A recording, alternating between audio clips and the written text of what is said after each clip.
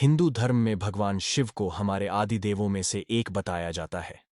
और अगर हम बात करें भगवान शिव के निवास स्थान की, तो वह आज भी सबसे बड़ा रहस्य और एक पहेली बनी हुई है। कैलाश पर्वत को हम जितना भी जान लें और जितना जानने की कोशिश करते हैं, उतने ही बड़े रहस्य हमारे सामने आने लगते हैं। हमारे वेदों पुराणों में भी इस बात का वर्णन मिलता है कि शिव से मिलने का रास्ता कैलाश पर्वत में ही छुपा हुआ है। और रहस्य जिसके बारे में कम लोग जानते हैं, वह यह है कि तिब्बत के लोग मानते हैं कि कैलाश पर्वत से संभाला, या फिर जिसको ज्ञानगंज भी कहा जाता है, तक जाने का एक रास्ता छिपा है। बात करें ज्ञानगंज की, तो ये जो बाहरी दुनिया से आज भी छुपी हुई है। तो दोस्तों, आज के इस वीडियो में हम संभाला के कुछ रहस्यों को उजागर करने की कोशिश करेंगे, तो बने रहिए हमारे साथ। और अगर आप चैनल पर नए हैं, तो प्लीज चैनल को सब्सक्राइब करिए। वीडियो पसंद आई तो उसे लाइक करना न भूलें। 20वीं सदी की शुरुआत में हिमालय पर शोध करने वाले सबसे बड़े रिसर्चर निकोलस ने भी इस बात का वर्णन किया है कि शंभाला इसी के आसपास ही है, यानी कि संभाला के तार कैलाश पर्वत से ही जुड़े हुए हैं। मशहूर प्रोफेसर ने भी इस बात का जिक्र किया था कि तिब्बत को इस बात पर पूरा यकीन है कि कैलाश पर्वत के नीचे दो शहर हैं, एक संभाला और दूसरा है। लोगों का यह भी मानना है कि संभाला की रक्षा शिव की लौकिक शक्तियां कर रही है, तभी तो इसकी जानकारी बाहरी दुनिया को नहीं है। वेदों पुराणों में भी संभाला का जिक्र किया गया है। शंभाला में ही विष्णु भगवान कल की अवतार के रूप में अवतरित होंगे। कैलाश पर्वत के नीचे क्या सच में संभाला शहर बसा हुआ है? और क्या महादेव की अलौकिक शक्ति से आज भी संभाला पूरी दुनिया से दूर है? इन सब सवालों के जवाब इस पर्वत में ही छिपे हुए हैं। हिंदू धर्म में कहा जाता है कि जब वह वक्त आता है तो शिव की विध्वंसक शक्ति का एहसास सबको होने लगता है। फिर वह चाहे देवों के देव को मानता हो या ना मानता हो, इसका एहसास उनको अवश्य ही होता है। और ऐसा ही यहां पर आने वाले हर एक पर्वतारोही या फिर वैज्ञानिकों को हुआ है। सब ने ही अपने अपने हिसाब से वर्णन किया है।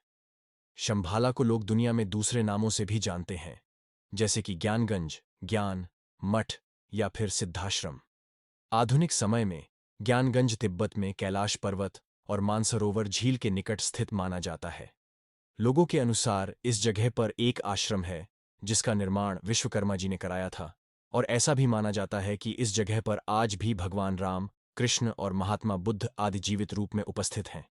इसके साथ ही इस आश्रम में महर्षि वशिष्ठ, विश्वामित्र, महायोगी, गोरखनाथ, शंकर, आचार्य, भीष्म, पिता, महा, कृपाचार्य आदि को भौतिक रूप में देखा जा सकता है।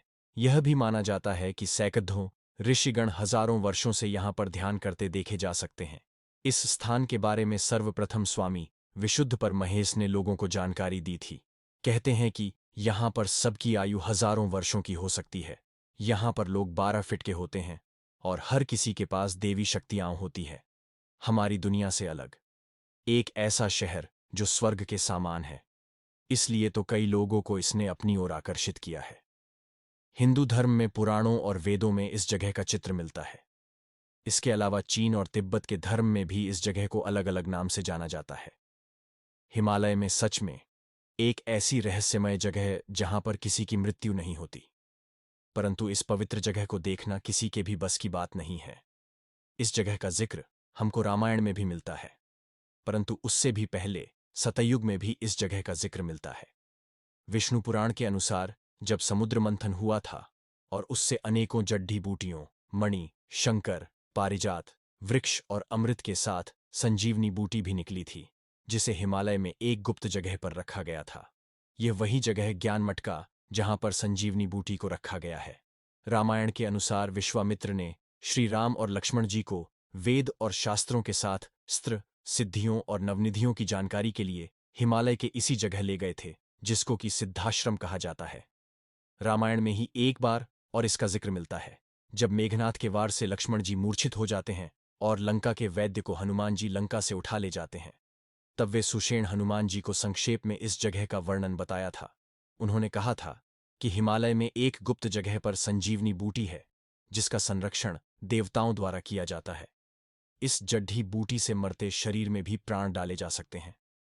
वहीं अगर बौद्ध धर्म के लोगों की बात करें, तो उनके अनुसार ज्ञानगंज में रहने वाले साधु योग विद्या में पारंगत हैं।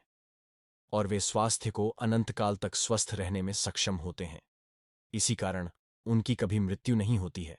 यह बात काफी सत्य प्रतीत होती है, क्योंकि वैज्ञानिक दृष्टिकोण से भी अगर कोई अपने सेल्स को हमेशा बनाते रहे और अपने अंगों को हमेशा स्वस्थ रख सके तो उसकी मृत्यु कभी नहीं होगी।